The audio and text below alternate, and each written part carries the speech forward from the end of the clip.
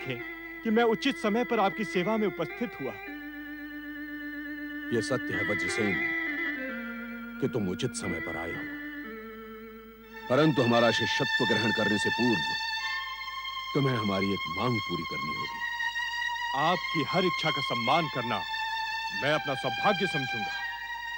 आज्ञा करें गुरुदेव, क्या मांग है आपकी? वत्स देश की उद्दंड राजकुमारी सुमति को तुम्हें अपने बाहुबल से पराजित करके उसे हमारे चरणों में झुकाना होगा। आपके चरणों में झुकाना होगा? अर्थात वो आपकी अपराधिनी है। तुम बहुत बुद्धिमान हो वज्रसेन, तुम हमारे शिष्य बनने के सर्वथा योग्य हो। आपकी अपराधिनी को आपके चरणों में झुकाना अब एक शिष्य के नाते मेरा कर्तव्य है। अब हम तुम्हें विधिवत अपना शिष्य बनाएंगे। आओ।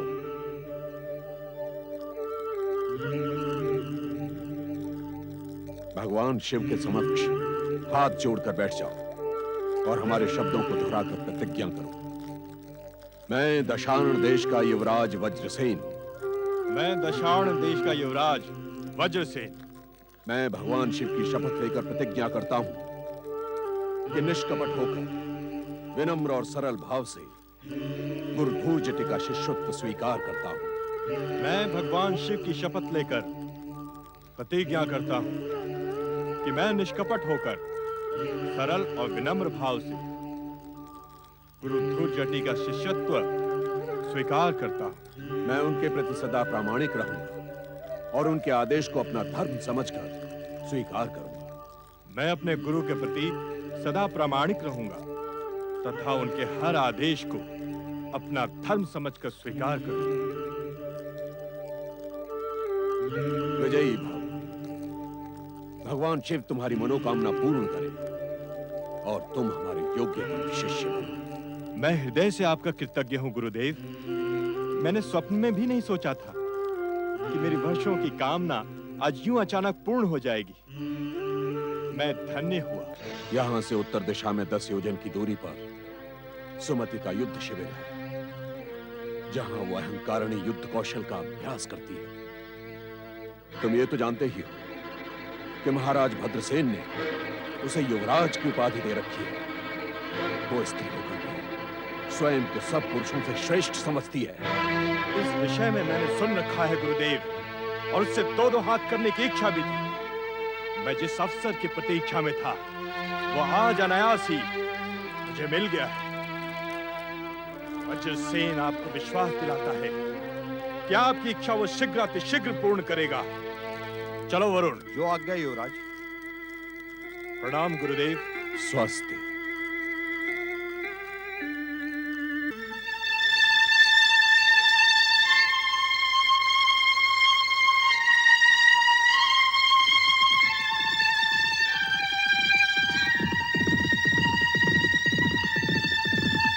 मुझे विश्वास है कि अब मेरा प्रतिशोध अवश्य पूर्ण होगा। ओम नमः शिवाय। ओम नमः शिवाय। ओम नमः शिवाय। ओम नमः शिवाय। ओम नमः शिवाय। ओम नमः शिवाय। ओम नमः शिवाय। ओम नमः शिवाय। ओम नमः शिवाय। ओम नमः शिवाय। पति परमेश्वराय नमो नमः। आज पति परमेश्वर अत्यंत प्रसन्न दिखाई दे रहे हैं। कोई विशेष बात? देवी, आज समाधि से जागते ही तुम हमें प्रसन्न वदन दिखाई दी। अन्यथा सदा ही तुम हमारे सामने गंभीर और चिंतित दिखाई देती हो। मेरा सौभाग्य है कि आज आपकी कृपा दृष्टि मुझ पर पड़ी। प्रसन्नता के इस अवसर पर क्या मेरी इच्छा पूर्ण करेंगे स्वामी? अवश्य पूर्ण करेंगे, यदि हमें तुम्हारी इच्छा में हमारी इच्छा का प्रतिबिंब दिखाई देगा। आपकी इच्छा भला मैं कैसे जान पाऊंगी स्वामी? तो फिर हमसे क्यों आशा करती हो कि हम तुम्हारी इच्छा समझ जाएं? आप अंतर्यामी हैं, कण कण का हाल जानते हैं। मेरी छोटी सी इच्छा को जान लेना भला आपके लिए कौन सी बड़ी बात है? हम तुम्हारी इच्छा जान चुके हैं देवी। अब हमसे पूछो, हमारी इच्छा क्या है? आप विनोद क्यों कर रहे हैं स्वामी?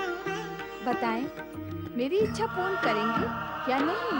क्या तुम्हें हम पर विश्वास ही नहीं है।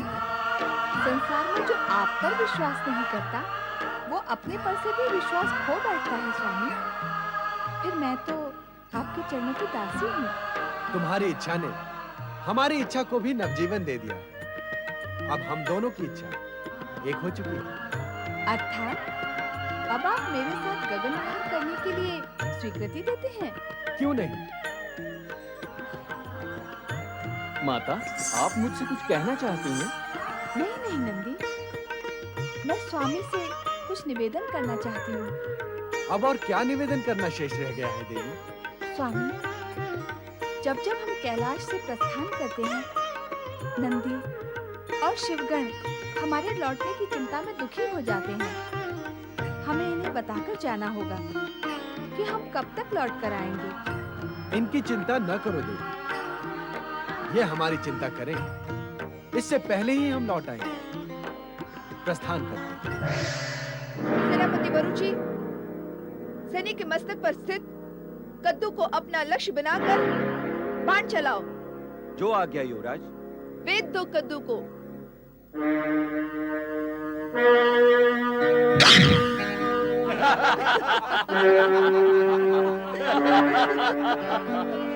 सेनापति, तुम्हारा लक्ष्य तो निष्फल रहा। लाओ, धनुष हमें दे दो। हम तुम्हें बताते हैं कि लक्ष्य को कैसे भेदते हैं।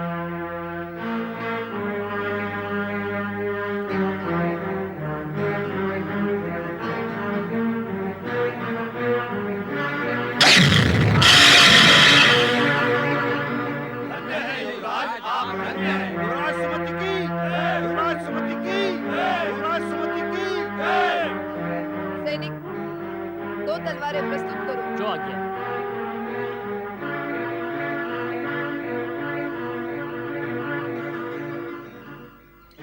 सेनापति, अब हम तलवार से युद्धाभ्यास करेंगे।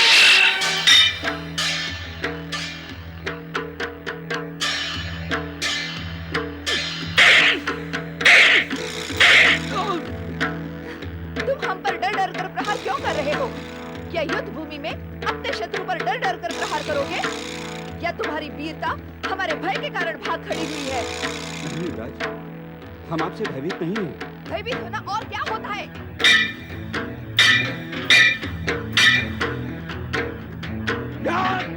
देख क्या रहे हो? प्रहार करो। समझ लो कि हम तुम्हारे शत्रु हैं।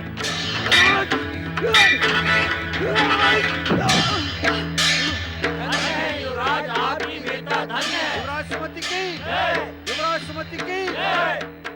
सेनापति वरुचि, ऐसा लगता है कि तुम्हारी रुचि युद्ध में नहीं रही। यदि हम सचमुच शत्रु होते तो क्या तुम जीवित बच पाते? कदापि नहीं। जब सेनापति इतना निर्बल हो तो उसकी सेना क्या करेगी? अब हमें तुम्हारी योग्यता और वीरता पर संदेह होने लगा है।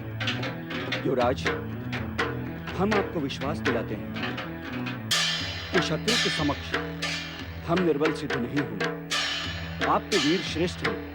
कोई भी वीर अकेला आपका युद्ध में सामना नहीं कर सकता।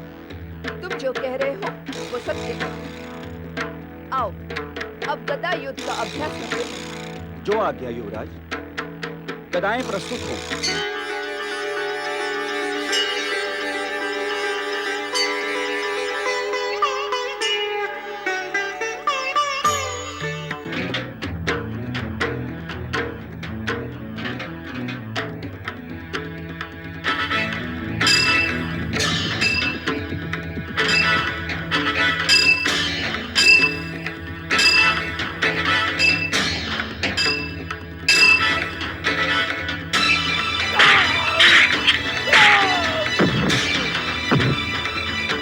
सेनापति, तुम दूसरी बार हमारे सामने शस्त्र विहीन हुए हो। ऐसे ही शत्रु से लड़ोगे तो क्या अपने प्राण बचा पाओगे? युवराज, आप सचमुच वीर श्रेष्ठ हैं। हम सब आपकी वीरता के सामने नतमस्तक हैं। अब हम समझ गए सेनापति वरुचि, हमारी वीरता से पुरुष जाति भय खाने लगी है। अब हम ऐसे पुरुष को देखने के लिए उत्सुक हैं जो हमसे दो दो हाथ कर सके। वत्स देश की युवराज सुमति, मुझे भी आपसे दो दो हाथ करने का अवसर दिया जाए। युवराज सुमति, कौन हो तुम? और तुमने हमारी अनुमति के बिना हमारे युद्ध शिविर में आने की धृष्टता कैसे की? एक वीर को एक वीरांगना के पास पहुंचने से कोई नहीं रोक सकता। तुम अपने आप को वीर समझते हो? तुम वीर हो या नहीं, इसका निर्णय तुम स्वयं नहीं कर सकते। यही जानने के लिए तो मैं आपसे शक्ति परीक्षण करने आया हूं। यदि आप मुझे वीर प्रमाणित कर देंगी तो मैं अपने आप को सौभाग्यशाली समझूंगा। युवराज सुमति के सम्मुख अपनी वीरता और युद्ध कौशल प्रमाणित करने के लिए आपको अपना परिचय देना होगा।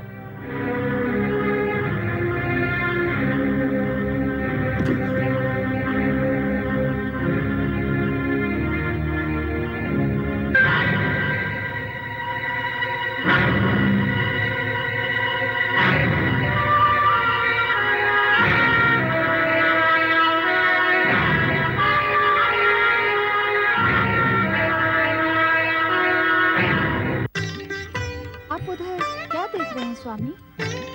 हम उसी व्यक्ति को देख रहे हैं देवी, जिसे हम अपनी दिव्य दृष्टि से देखकर मुस्कुराए थे। कौन है वो व्यक्ति? मैं भी एक प्रतिष्ठित राज्य का युवराज हूं। इस समय मैं केवल इतना ही बताऊंगा। प्रतिष्ठित राज्य की युवराज हो तो तुम्हारा कोई नाम भी अवश्य होगा। नाम भी बताऊंगा, परंतु शक्ति परीक्षण के पश्चात। हमें तुम्हारा शक्ति परीक्षण का प्रस्ताव स्वीकार है। मेरा एक और निश्चय भी सुन ले युवराज सुमति। ये हमारा राज्य है, हमारा युद्ध शिविर है। तुम्हें हमारा निश्चय स्वीकार करना होगा। मुझे आपका हर निश्चय स्वीकार है। मैंने देख लिया है कि आपको अपनी वीरता एवं युद्ध कौशल पर आवश्यकता से अधिक अहंकार है। इसलिए मेरा निश्चय हम दोनों के बीच होने वाले शक्ति परीक्षण के परिणाम पर निर्भर होगा। कैसा परिणाम? पहले आप अपना निश्चय बताएं। परिणाम की बात कहकर तुमने हमारी वीरता को ललकारा है। पहले तुम अपना निश्चय बताओ, फिर हम अपना निश्चय व्यक्त करेंगे। मेरा निश्चय ये है कि यदि आप खड़ग युद्ध में मुझसे हार गई तो आपको मेरी धर्मपत्नी बनकर रहना होगा।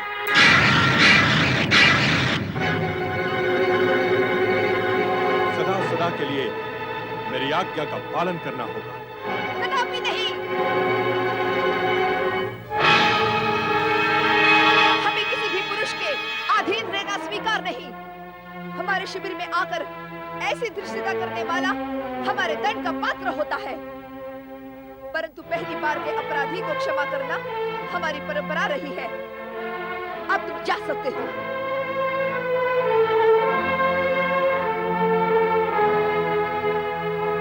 युवराज सुमति,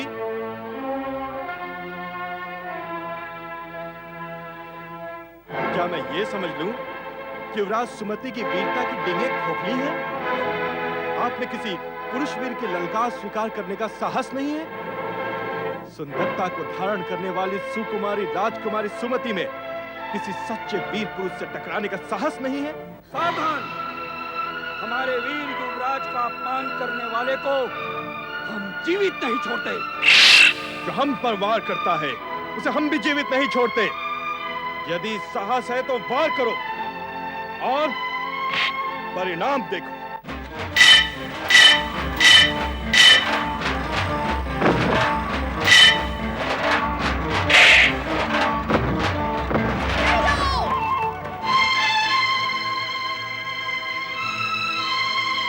हमें तुम्हारा शक्ति परीक्षण का प्रस्ताव स्वीकार है।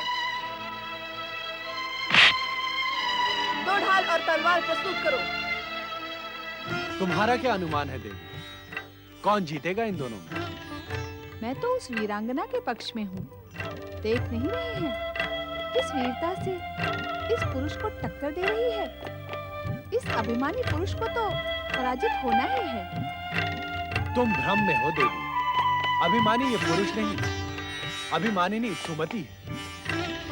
सुमति? हाँ, सुमति, जो राजकुमारी के बदले युवराज बन बैठी है। ये युवराज सुमति का ही युद्ध शिविर है और पुरुष का नाम है युवराज वज्रसेन, जो सुमति को पराजित करने के लिए ही यहाँ आया है। वीरांगना सुमति वज्रसेन से पराजित नहीं होगी।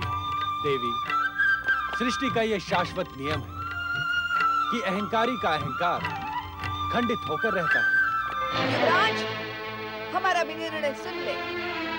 यदि आज द्वंद्व युद्ध में हमने तुम्हें पराजित कर दिया, तो तुम्हें जीवन भर के लिए हमारा दास बनकर रहना होगा। तुम जैसी सुंदरी वीरांगना का दास बनने के लिए भला कौन नहीं उत्सुक होगा? तुमने इन दोनों की बातें और मांगे सुन ली देवी? सुन ली।